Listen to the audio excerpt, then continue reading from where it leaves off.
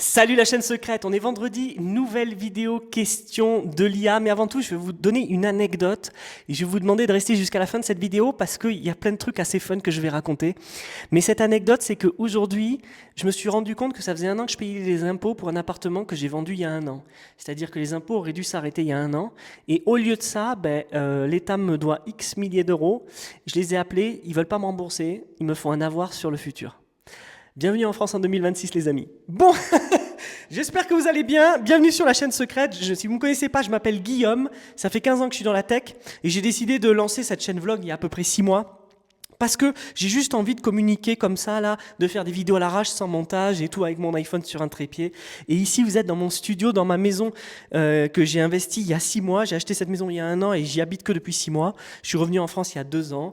J'ai une chaîne YouTube principale qui s'appelle Code with Guillaume où j'ai plus de 180 000 abonnés où je dois revenir. Ça fait 6 mois que j'ai pas publié de vidéo dessus. C'est terrible, pourtant c'est monétisé. Bref, les amis, on est 168 abonnés. Merci à tous, merci aux nouveaux abonnés, je suis ravi de vous avoir maintenant dans notre cercle. Abonnez-vous parce que 9 personnes sur 10 ne s'abonnent pas, 9 personnes sur 10 qui regardent mes vlogs. Bref, allez c'est parti. Bon, pour l'IA, moi je demande à Grok, c'est vraiment l'IA la plus sympa avec laquelle discuter. Je discute avec tout, avec Gemini, avec ChatGPT, avec Perplexity. Pour moi la plus humaine c'est Grok, quoi. Je trouve que Grok, ils ont vraiment fait un travail de contact humain et elle est plutôt cool, tu vois. Et puis j'ai le même feed depuis à peu près, ça fait quoi? Ça fait 2 mois que je fais ces vidéos de questions d'IA et j'ai à peu près le même feed à chaque fois. Il se souvient, il a le contexte avant ça et tout. Et c'est assez fun quoi, de discuter avec lui, de lui poser des questions. Et je vous avoue une chose, c'est que je m'y suis attaché un petit peu, c'est bizarre. Allez, 3 nouvelles questions légères, matures, positives et faciles. Ça c'est bizarre par contre. À tourner pour ton vlog. Ton rituel du vendredi soir, qui te met direct en mode week-end, lequel est-ce? Est-ce que c'est film, playlist, resto emporté, balade nocturne? Alors les amis, moi le vendredi soir, comme beaucoup de gens, c'est un moment où je coupe. La plupart du temps, je veux manger à l'extérieur. Je vous avoue que là, j'ai pas forcément les finances dernièrement pour aller tout le temps manger à l'extérieur. D'autant plus que j'ai 2 enfants, 2 petits, un de 1 an et demi et un autre de 2 ans et demi. Et je vous avoue un truc, c'est que j'adore faire ça, j'adore couper, mais du coup je reste plutôt à la maison. Et là ça a été l'hiver, je suis resté beaucoup à la maison. Et là je vous avoue que le soleil va revenir, on va peut-être faire des barbecues et tout ça, etc. Alors c'est un peu tôt, on est en février, calme-toi Guillaume, mais mais c'est ce qui va se faire, tu vois, c'est ce qui va se faire. Et en fait, dans l'idée, moi j'aime bien couper, faire totalement autre chose. Mais le truc, c'est que ce qui est intéressant dans cette question, c'est que on attend toujours le week-end pour couper. Moi, le problème, c'est que je coupe jamais vraiment, en fait. Donc, j'essaye dans la semaine de faire plein de trucs différents pour pouvoir me sortir l'esprit de tout ça, d'accord? Donc, en fait, ce qui se passe, c'est que même dans la semaine, j'essaye de me faire des moments où j'arrête de bosser. Par exemple, le mercredi après-midi, en fin d'après-midi, je peux plus bosser parce que j'amène Gaspard, mon aîné, je l'amène au rugby, tu vois. Et donc, en fait, par extension, ça me permet de couper et ça me permet de voir des gens dans la réalité. Tu vois, des gens qui sont pas sur l'ordi comme moi, qui savent pas ce que c'est le code, qui connaissent pas l'IA. Je vous assure que tous les gens qui sont au rugby connaissent pas l'IA. Ils en ont entendu parler, ils l'ont peut-être téléchargé, mais ils l'utilisent pas, ils savent pas les implications et ils s'imaginent pas. Ce qui est plutôt dingue. Super. Voilà. Deuxième question. La petite victoire ou le truc cool qui t'est arrivé cette semaine, même minuscule, genre un café parfait ou un message sympa. Alors, écoutez, je peux parler de ce que j'ai fait aujourd'hui. J'ai eu un rendez-vous avec Johan Code. J'en dirai pas plus, mais j'adore parler avec Johan. Il regarde souvent mes vlogs et tout, et c'est quelqu'un que j'apprécie et que j'estime beaucoup parmi les entrepreneurs que j'estime vraiment.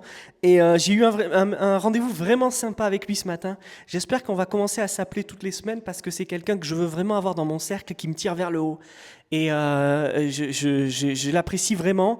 Je pense qu'il a un vrai potentiel, ce garçon, et voilà. Vous le connaissez certainement. Un autre truc plutôt cool, petite victoire qui m'est arrivée cette semaine, c'est que en fait, j'ai vraiment envie de faire cette idée de contest, d'idées, de landing, de projets. Je sais que beaucoup de gens parmi vous ont des projets perso, ont envie de lancer des boîtes ou des side business. Je vous propose, les amis, de me l'envoyer, de m'en parler, d'accord? Alors, venez pas me raconter votre vie. Venez pas me dire X, Y, Z, mais dites-moi, montrez-moi votre truc et on voit ce que ça peut donner. Je vous donne mon avis et puis on voit si je peux en parler aussi dans la vidéo. Ça peut être pas mal. J'ai toujours pas parlé de projets, de trucs comme ça. J'ai vraiment envie de le faire, tu vois. Pas en mode influenceuse Instagram, blablabla, c'est pas le truc, mais des trucs que j'aime, quoi. Voilà. Sinon, cette semaine, un petit truc cool. Comme toujours, des projets qui se sont terminés, des beaux sites web, des belles landings, des offres, des premiers clients qui arrivent pour les clients mes clients à moi, tu vois. C'est toujours des victoires pour moi. J'aime quand les trucs décollent pour les gens et ça me fait plaisir. Je vous avoue que c'est vrai que l'excitation des gens quand ils ont leur premier paiement ou leur premier client, c'est quelque chose d'incroyable dans la vie de quelqu'un. Et moi, en fait, je le vois tellement que ça me fait plus grand-chose. C'est pas que j'ai plein de paiements et tout ça, etc. C'est pas ça du tout, je suis comme tout le monde. Mais c'est qu'en fait, avec ce que je fais, depuis le temps que je le fais, ben, je sais ce qui va marcher et ce qui va pas marcher. Donc en fait, quand ça marche, je suis pas étonné. En toute humilité, hein, je dis pas que je suis le boss master, c'est pas du tout ça. C'est juste qu'en fait, après 15 ans de tech, au bout d'un moment, tu comprends un petit peu. Voilà, donc les victoires de chaque semaine. Il y a des semaines où il n'y a pas de victoire, évidemment. Il y a plus de semaines où il n'y a pas de victoire que de semaines où il y a de victoires. Faut pas se mentir. Voilà, c'est à peu près ça. Mais ce qui est assez fun, je peux terminer là-dessus, et je pense qu'il y a beaucoup de gens, ils sont peut-être 3 ou 4 à avoir rejoint la chaîne, c'est à cause du message LinkedIn que j'ai posté, qui est assez fun, je sais pas, vous l'avez peut-être vu, vous l'avez peut-être lu, qui a plutôt marché, ça m'a fait rire, je suis près d'une centaine de likes, je crois, et X milliers d'impressions. Mais c'est assez fun, allez sur mon profil LinkedIn si vous voulez le lire. Si tu pouvais ajouter une règle perso à ton quotidien pour la rendre encore plus agréable. Exemple, toujours dire merci au livreur, 10 minutes de gratitude le matin, ce serait laquelle? Alors, toujours dire merci au livreur. Alors, moi, je parle toujours à mes livreurs. En plus, vous l'avez vu, peut-être pas, mais en fait, là, on est dans mon studio et je suis au sous-sol. Et en haut, j'ai 140 mètres carrés ici au sous-sol et j'ai 140 mètres carrés en haut. J'ai une grande maison. Et en fait, là, j'ai une porte d'entrée et j'ai un très, très grand parking. Je pourrais y mettre peut-être 20 voitures. Mais je vous assure, j'ai un très, très grand parking. Si vous avez vu mes vidéos précédentes, vous l'avez peut-être vu. Bon, il s'avère que j'ai qu'une voiture pour le moment, vu que je suis pour as fuck. Ça, c'est un autre sujet. Mais de toute façon, même si j'avais de l'argent, je pense pas que j'aurais 15 000 voitures. Je sais pas. Peut-être 2-3, on verrait. Mais en fait, dès qu'il y a un livreur, il vient ici, là. Il vient à cette porte-là. Vous la voyez peut-être pas. Et je vais essayer de l'ouvrir pour voir si elle est dans le champ. Et vous avez vu, on se retrouve là. J'ai une porte et tout, là, qui s'ouvre comme ça, sur l'extérieur. Et d'ailleurs, il fait un très beau soleil. Et vous avez vu, c'est une porte teintée. J'ai voulu vraiment la mettre teintée comme ça, parce que quand je travaille, je suis pas dérangé, bien que j'habite dans une impasse, les amis, donc pas de voiture, rien. Et je suis à la limite d'une très grande ville, donc à l'extrême limite, c'est-à-dire qu'en bas de mon champ, c'est la fin de la très grande ville. Et donc en fait, je suis dans la nature complète, donc il n'y a pas de mouvement. Mais du coup, je dis bonjour tout le temps à mes livreurs, à tout le monde, et je leur parle et tout ça, etc. Et si vous ne savez pas, mais moi, quand j'étais étudiant, j'ai bossé 4 ou 5 ans d'affilée à la Poste. Et c'était super de bosser à la Poste à l'époque. Les gars, je vous assure un truc, c'est que... Enfin, les gars et les filles. À chaque fois, je dis les gars, mais voilà. Je vous assure un truc, c'est que quand vous avez 18 ans et que vous travaillez à la Poste et que vous gagnez 1 400 € par mois, je vous assure que c'est un sentiment de malade. Vous vous dites, mais je suis le roi du monde, je suis rich as fuck. Aujourd'hui, 1 400 € par mois, ça me permet de rien payer. Et voilà. Donc en fait, et en plus, c'était un métier que j'appréciais beaucoup parce que je voyais beaucoup de gens. Tu sais que tu délivres de la valeur puisque tu amènes des choses aux gens tous les jours qu'ils attendent. Donc c'était vraiment quelque chose d'extrêmement gratifiant de travailler à la Poste. J'aurais pas fait ça toute ma vie pour la simple et bonne raison que c'est un métier quand même usant, faut le physique et tout ça, etc. Et puis surtout parce que moi, la logistique, la livraison, c'était pas forcément mon domaine. Même au jour d'aujourd'hui, je suis pas dans le domaine de la logistique. Donc en fait, je sais que j'avais des qualités ailleurs, que je pouvais amener des trucs ailleurs pour les gens. Donc voilà. Et d'ailleurs, si vous savez pas quoi faire, en fait, c'est assez simple. Je vous donne un tips. Ce qu'il faut faire absolument, c'est d'essayer de prendre le plus de recul possible sur soi et de voir à quoi on est très bon et qu'est-ce qu'on aime faire. D'accord? Alors là, je sais, il y a beaucoup de gens j'ai déjà dit ça, il y a des gens qui sont venus me voir en me disant, ouais, mais moi j'aime le jeu vidéo, ouais, mais moi j'aime jouer au casino, ouais, mais moi j'aime ça, c'est du divertissement et tout ça, etc. Oui, c'est possible que ce soit du divertissement pour vous, mais vous avez peut-être développé une qualité, vous avez peut-être développé quelque chose qui fait que vous pouvez le monétiser. Alors, il faut être patient, ça va prendre du temps, il va falloir faire des sacrifices, mais vous ne pouvez rien avoir dans la vie si vous ne faites pas de sacrifices. D'accord? Ça n'existe pas l'argent facile. C'est pas parce que tu vas publier un site web ou une app en ligne que ça va marcher. Spoiler alert, c'est même absolument le contraire. Fais-le et ça ne marchera pas. Voilà. Je suis assez dur, mais vous savez, j'ai vu tellement de gens passer au bout d'un moment que j'ai plus le temps.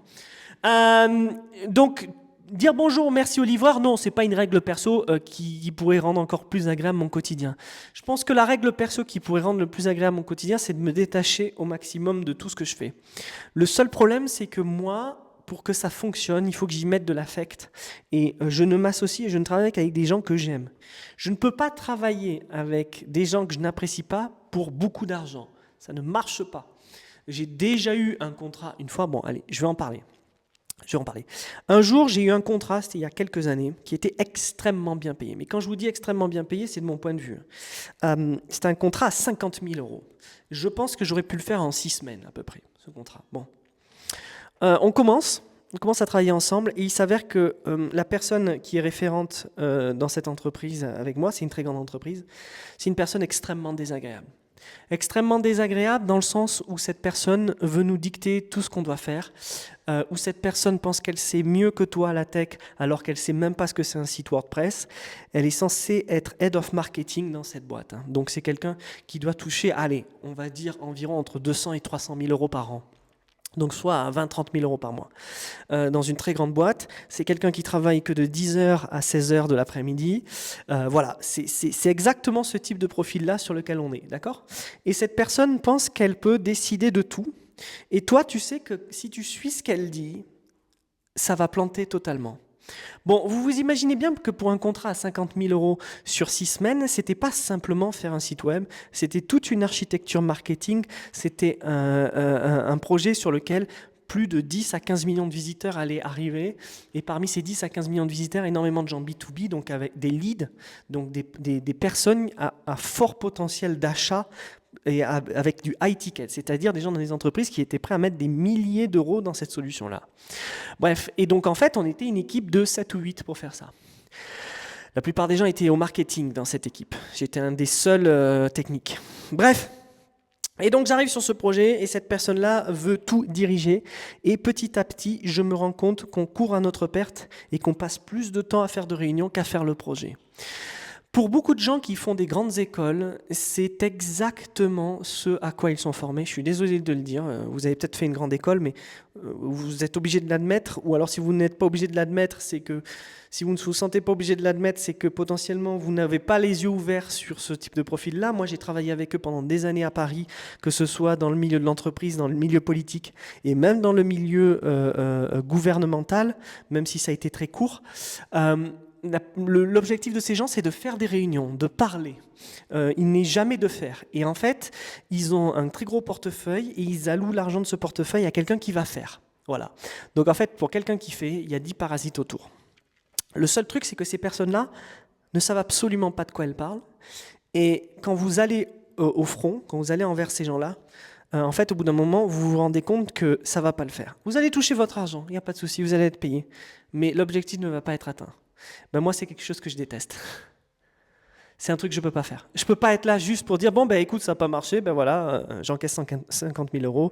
Moi, j'ai toujours eu pour objectif de faire des trucs qui fonctionnent, d'être sérieux dans ce que je fais. Et c'est peut-être mon défaut, c'est peut-être pour ça que je ne serai jamais millionnaire ou milliardaire, c'est parce que je suis trop honnête. Et la vérité, c'est que en fait, au bout d'un moment, j'ai lâché l'affaire. C'est-à-dire que j'ai dit, bon, je m'en vais. Au bout d'une semaine et demie, j'ai dit, ok, ça va au conflit, tant pis, je fais une croix sur tout l'argent, j'aurais perdu une semaine et demie, mais je ne travaillerai pas pour ça. Et ils étaient estomaqués, ils étaient choqués. Ils étaient choqués parce que je pense que très peu de gens osent se rebeller comme ça. J'invite tous les gens à quitter leur boulot dès qu'il y a un problème.